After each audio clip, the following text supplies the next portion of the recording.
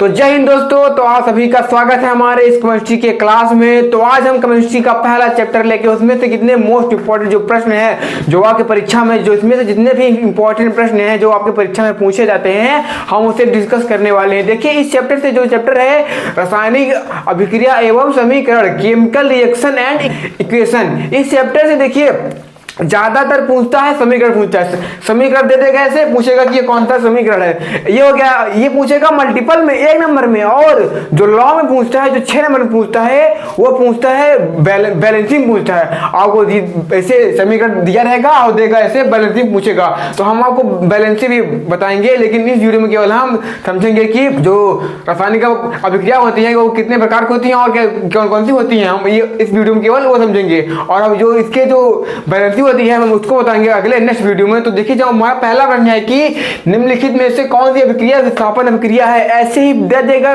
ये पूछेगा केवल 1 नंबर में, मल्टीपल में पूछता है ऐसे दे देगा। आपको देखना है कि कौन सी अभिक्रिया यहाँ पूछा है कि विस्थापन अभिक्रिया कौन सी है। अब देखिए हमने आपको बताया था कि एक चीज बताया था क्या कि जो किसी की जो खुशहाल जिंदगी में जब कोई थर्ड पार्टी आके जो पहले से रहता है उसे लात मांग जब बाहर निकाल देता है उसे कहते हैं क्या, विस्थापन अभिक्रिया। ये हमने आपको बताया भी था। तो जो हमारा इसका आंसर हो जाएगा बी नंबर से हो जाएगा।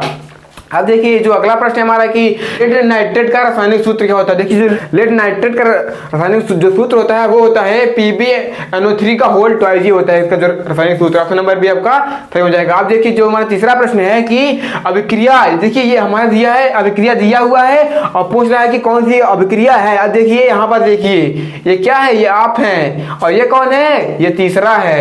अब पहले जो था वो क्या आ गया, बाहर आ गया, मतलब कौन सी अभिक्रिया है, विस्थापन अभिक्रिया है। आप ये देखकर समझ जाइएगा।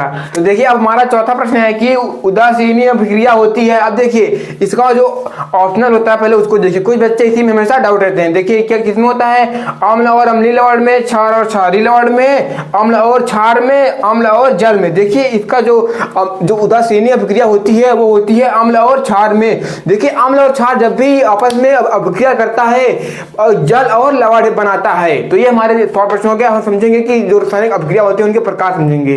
तो आइए दोस्तों अब हम बात करते हैं अपने जो रासायनिक अभिक्रिया के जो प्रकार होते हैं वो कौन कौन से होते हैं, उनके बारे में हम समझते हैं। देखिए ये प्रश्न आपके लिए बहुत इंपॉर्टेंट है, ये आपकी परीक्षा की दृष्टि से मोस्ट इंपॉर्टेंट है, क्योंकि आपकी परीक्षा में यहाँ से पूछा जाता है, 6 नंबर में पूछा जाता है। ऐसे समीकरण दे देगा आपको बैलेंस करना रहेगा, ये 6 नंबर का आता है। अब देखिए जो रासायनिक प्रकार होते हैं, जो रासायनिक अभिक्रिया के जो प्रकार होते हैं, टाइप ऑफ केमिकल रिएक्शन, देखिए वो 5 प्रकार के होते हैं। कौन कौन से होते हैं, संयोजन अभिक्रिया हो गया, वियोजन अभिक्रिया हो गया, विस्थापन अभिक्रिया हो गया और द्विविस्थापन हो गया और रेडॉक्स हो गया। देखिए यहाँ पर विस्थापन और द्विविस्थापन ध्यान दीजिएगा।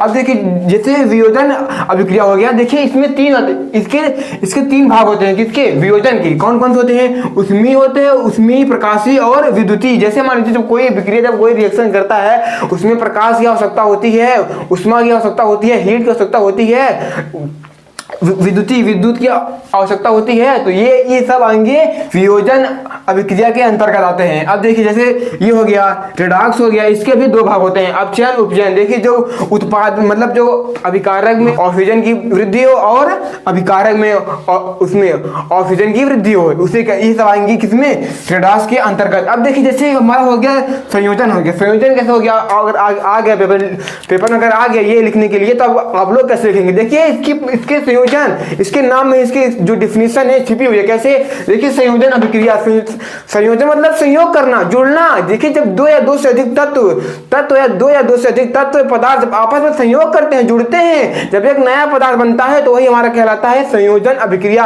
अब देखिए जैसे यहाँ पर हमने कार्बन लिया है प्लस, फिर क्या ले लिया, ऑक्सीजन O2, क्या बनेगा, CO2 बना, CO2। देखिए हमने पास यहाँ एक कार्बन लिया, फिर यहाँ लिया ऑक्सीजन लिया, 2 या 2 से अधिक, एक नहीं होगा, 2 या 2 से अधिक तत्व पदार्थ जब भी आपस में अभिक्रिया करके नया पदार्थ बनाते हैं उसे ही कहते हैं क्या, संयोजन अभिक्रिया कहते हैं। जैसे हमारे कार्बन है, ऑक्सीजन है, यहाँ पर रिएक्शन हुआ, क्या बना, CO2 बना, इसे कहते हैं क्या, संयोजन अभिक्रिया। अब देखिए तो ये इसे आप लोग समझ गए ना। अब देखिए जैसे हो गया वियोजन हो गया, इसी का जस्ट उल्टा होगा, वियोजन मतलब अलग अलग।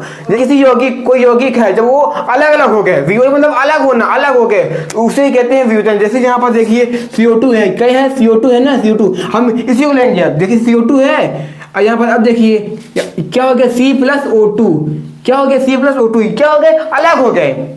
मतलब कि आपकी ये शादी हुई है लेकिन आप यहाँ पर क्या किए, डिवोर्स दे दिए किसी, आपकी शादी हुई आप डिवोर्स दे दिए, ये क्या हो गया, वियोजन अभिक्रिया हो गई। समझ गए ना। वियोजन में तीन आता है, कौन कौन आता है, उष्मा आता है और प्रकाशीय आता है, विद्युतीय आता है। अब देखिए जैसे हो गया CO2 हो गया, क्या हो गया CO2 एरो क्या हो गया CO2। अब इसी में देखिए, इसी में हमें CO2 हो गया C+O2 हो गया ना। अब इसी में उष्मा की आवश्यकता पड़ेगी, किसकी, उष्मा की। अब इसी में उष्मा की आवश्यकता पड़ेगी, अगर उष्मा आए आप लोग समझ जाइए कि ये वियोजन अभिक्रिया है।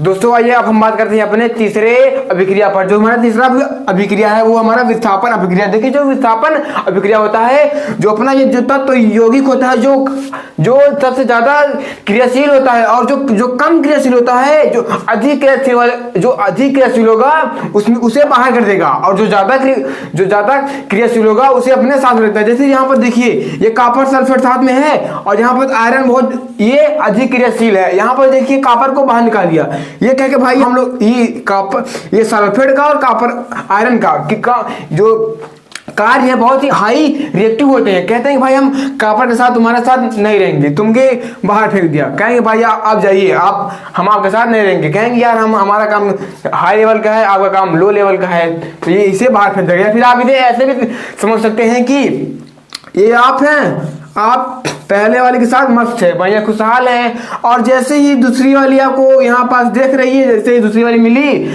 और पहले वाली को लात मार दी और दूसरी वाली के साथ मस्त है, बढ़िया। अब ऐसे भी आप समझ सकते हैं। तो ये हमारा हो गया विस्थापन अभिक्रिया। आप समझते हैं कि डबल विस्थापन अभिक्रिया क्या होती है। देखिए जो ये डबल विस्थापन अभिक्रिया होती है, इसमें जो तत्व यौगिक होते हैं ये आपस में आदान प्रदान करते हैं। कहते हैं भाई आप हमें दीजिए, हम आपको देंगे, ये आदान प्रदान करते हैं, क्या लेन देन करते हैं। जैसे देखिए हमने विस्थापन अभिक्रिया देख लिया है कि जो यहाँ पास जो हाई रिएक्टिव होते हैं, जो कम रिएक्टिव होता है उसे बाहर निकाल देता है, और जो हाई रिएक्टिव होता है उसे अपने साथ रखता है। जैसे यहाँ पर देखिए कॉपर को बाहर निकाल दिया, और जो ज्यादा रिएक्टिव होता है उसे अपने साथ रखता है। जैसे यहाँ पर आयरन ज्यादा रिएक्टिव है, इसे अपने साथ रखा है, और ये कॉपर कम रिएक्टिव है, उसे बाहर निकाल दिया। अब देखिए अब हम समझते हैं कि डबल विस्थापन क्या होता है। डबल डिस्प्लेसमेंट रिएक्शन, द्विविस्थापन अभिक्रिया। देखिए ये इसमें क्या होता है, इसमें जो तत्व होते हैं, जो यौगिक होते हैं, जो आयन होते हैं, आयन ये आपस में आदान प्रदान करते हैं, लेन देन करते हैं। ये कहेगा भाई आप हमसे लीजिए और आप हमें दीजिए, क्या करेंगे, लेन देन करेंगे। कैसे, देखिए जैसे यहाँ पर देखिए सोडियम सल्फेट है और यहाँ पर बेरियम क्लोराइड है ना। अब यहाँ पर देखिए यहाँ पर सोडियम यहाँ है, सल्फेट यहाँ है, क्या यहाँ पर सोडियम सल्फेट साथ में आ गया, और यहाँ पर क्या आ गया, यहाँ पर देखिए क्लोरीन और सोडियम यहाँ आ गया, क्लोरीन सोडियम एक साथ होकर। देखिए यहाँ पर मतलब आपस में लेन देन करते हैं। जैसे सल्फर ऑक्साइड और ये बेरियम ये साथ में हो गए, और सोडियम और क्लोरीन एक साथ हो गए। मतलब यहाँ पर ये लोग क्या करते हैं, लेन देन करते हैं, आदान प्रदान करते हैं। तो उसे ही कहते हैं क्या, डबल डिस्प्लेसमेंट रिएक्शन, द्विविस्थापन अभिक्रिया, उसे ही कहते हैं। देखिए हमारा ये भी हो गया, द्विविस्थापन अभिक्रिया भी हो गया। अब हम समझते हैं कि रेडॉक्स अभिक्रिया किसे कहते हैं। तो दोस्तों आइए अब हम बात करते हैं अपने पांचवें अभिक्रिया पर, रेडॉक्स, जो कि हमारा रेडॉक्स अभिक्रिया क्या होता है। देखिए जो रेडॉक्स अभिक्रिया होता है, इसमें अपचयन और ऑक्सीकरण दोनों एक साथ एक ही समय पर होते हैं। मतलब ऑक्सीकरण और अपचयन दोनों ही एक साथ एक ही समय पर होगा। जैसे देखिए यहाँ पास कॉपर है ना।